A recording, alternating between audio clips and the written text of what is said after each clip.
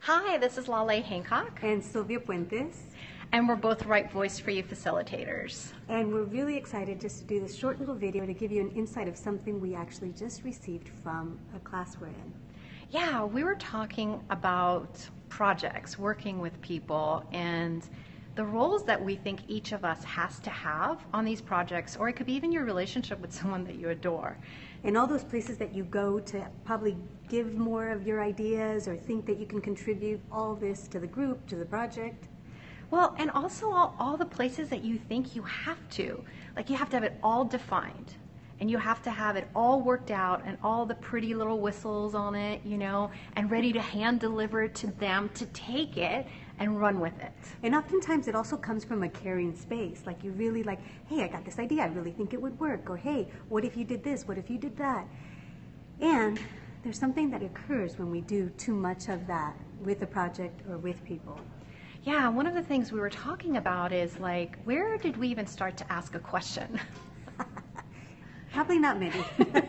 You know that moment when you ask, well, what do these people actually require? What actually is required to be created here? And what's going to inspire people to actually choose to create what they know is possible? And knowing their creations may look totally different than how you're perceiving it actually even has to look like.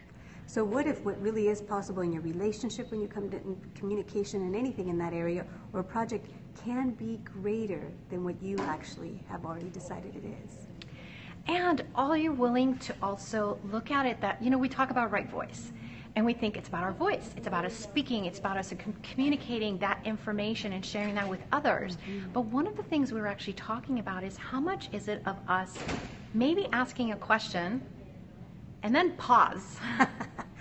And that, I mean, I know for myself, I often have to remind myself and put my finger in my mouth to actually give that pause, to allow people to either process or really have the courage to even say what it is that they know or share their ideas.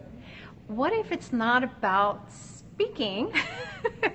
It's the whole experience of you asking questions, you being in the question, them being in the question, and what actually ends up being created is that co-creation of all of your ideas.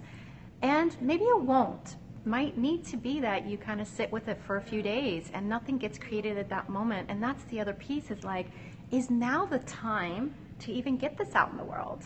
And I get to when you give that space and you give people the space to either have the courage to speak or to share their ideas or even consider that they might have an idea, actually that's going to create more in the future. Because really it's also about empowering people